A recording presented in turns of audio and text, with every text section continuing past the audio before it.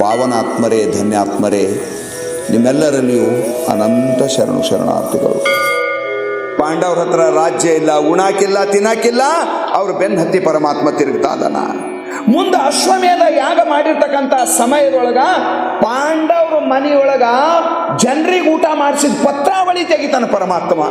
14 ಭುವನ ಬ್ರಹ್ಮಾಂಡದ ನಾಯಕನಾಗಿರುವ ಪರಮಾತ್ಮ ಪಾಂಡವ್ರ ಮನ್ಯಾಗ ಮಂದಿ ಉಂಡು ಬಿಟ್ಟಿದ್ರಿ, ಪತ್ರಾವಳಿ ಮುಸುರಿ ತೆಗೆದು ಒಯ್ದು ತಿಪ್ಪ್ಯಾಗ ಹಾಕ್ತಾನ ಪರಮಾತ್ಮ. ಯುದ್ಧ ಮಾಡುವಂಥ ಸಮಯದೊಳಗ ಅರ್ಜುನನ ಸಾರಥಿ ಆಗತಾನ ಪರಮಾತ್ಮ. ಯಾಕಾದ ಈಟೆಲ್ಲ ಯಾಕೆ ಮಾಡ್ದ? ಆಗ ಯಾವನೋ ಬಂದು ಅಂದನಂತ, ಹೇ ದೇವ್ರ, ನೀ ಮನುಷ್ಯ ಚಲೋ ಇಲ್ಲ. ಯಾಕೆ ಚಲೋ ಇಲ್ಲ? ಪಾರ್ಸಲಿಟಿ ಮಾಡ್ತಿ, ನಮ್ಮೋರ್ ತಮ್ಮೋರ್ ಅಂತೀನಿ, ನಮ್ಮೋರ್ ತಮ್ಮೋರ್ ಅಂತ. ಅರ್ಜುನಗ ನಿಮ್ಮ ತಂಗಿಗೆ ಕೊಟ್ಟಿದ್ದಿ, ನೀ ಏನು ಮಾಡಕ್ ಚಾಲು ಮಾಡಿದಿ? ಪಾರ್ಸಲಿಟಿ ಮಾಡ್ಲತ್ತಿದಿ. ಪಾಂಡವ್ರ ಮನೆಯಾಗ ಈಟ್ ಮಾಡ್ತಿ, ಕೌರವ್ರು ಏನ್ ಮಾಡ್ಯಾರ? ಎಲ್ಲರೂ ಬೀಗರೇ ನಿನಗ. ಒಬ್ಬರಿಗೆ ಎತ್ತು ಹಿಡಿತಿ, ಒಬ್ಬರಿಗೆ ತೊಳಿತಿ, ಅನ್ನಕ್ಕೆ ಗತಿ ಇಲ್ಲ, ಅದ್ರ ಬೆನ್ನ ಹತ್ತಿ ತಿರುಗಿತಿ. ಎಂತೆಂಥ ಲಕ್ಷಗ್ರಹ ಅರ್ಗಿನ ಮನೆಯೊಳಗೆ ಬೆಂಕಿ ಹಚ್ಚದ್ರ ರಕ್ಷಣೆ ಮಾಡಿದಿ. ಅಡವ್ಯಾಗ ದುರ್ವಾಸರ ಕೈಯಾಗಿಂದ ರಕ್ಷಣೆ ಮಾಡಿದಿ. ಪಾಂಡವರಿಗೆ ಎಷ್ಟು ಸಾರಿ ಆಪತ್ತು ಬಂದದ ಅಷ್ಟು ಸಾರಿ ಆಪತ್ತಿನೊಳಗಿಂದ ಪಾರು ಮಾಡಿದಿ. ಏನು ನಿನಗೆ ಹಂತದ ಅವ್ರು ಕೊಟ್ಟಾರ, ಏನು ನೋಡಿ ನೀ ಪಾಂಡವ್ರ ಮೇಲೆ ಜೀವ ಇದ್ದಿ? ಅವ ಅಂದ, ಪಾಂಡವ ಮೇ ಪ್ರಿಯಾಹ, ಪಾಂಡವ್ರು ನನಗೆ ಭಾಳ ಪ್ರೀತಿಯವರಾದಾರ ಅಂದಿದ್ದ ಪರಮಾತ್ಮ. ಯಾಕೆ ಅವ್ರ ಮೇಲೆ ಯಾಕೆ ಪ್ರೀತಿ ಇದ್ದಿ ಹೇಳು ಅಂದಾಗ ಅವ ಒಂದೇ ಮಾತಂದ, ಪಾಂಡವ್ರ ಬಳಿ ರಾಜ್ಯಾಧಿಕಾರದ ಅಂತ ಇಲ್ಲ, ಅವ್ರ ಬಳಿ ಅದು ಇಲ್ಲ.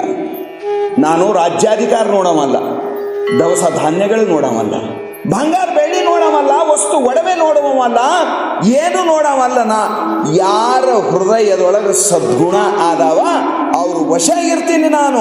ಮಾ ಸುಚ ಸಂಪದಂ ದೈವೀಂ ಅಭಿಜಾತೋಷಿ ಪಾಂಡವ. ಅರ್ಜುನನಿಗೆ ವಚನ ಕೊಟ್ಟಿದ್ದಾನೆ, ನಿಮ್ಮ ಒಳಗೆ ಗುಣಗಳಾದವ.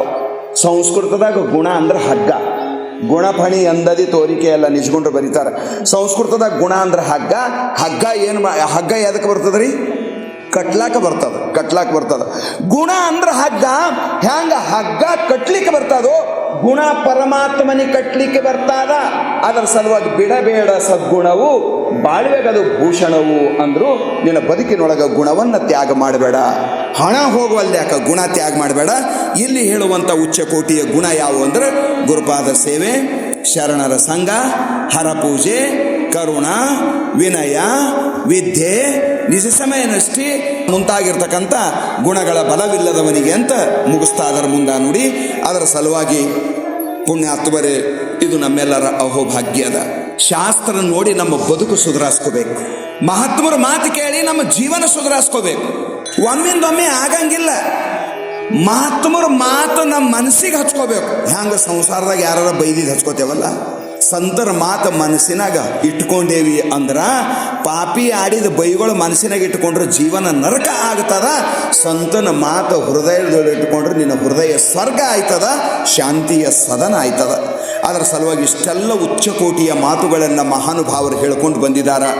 ಭಗವಂತನ ಚರಣದಲ್ಲಿ ರೊಕ್ಕ ಕೊಡು, ರೂಪಾಯಿ ಕೊಡು, ಅಧಿಕಾರ ಕೊಡು, ಐಶ್ವರ್ಯ ಕೊಡು ಅಂತ ಕೇಳೋದಕ್ಕಿಂತ, ಹೇ ಪರಮಾತ್ಮ ನನಗೆ ಸದ್ಬುದ್ಧಿ ಕೊಡು, ಹೇ ಪರಮಾತ್ಮ ನನಗೆ ಸದ್ಗುಣ ಕೊಡು.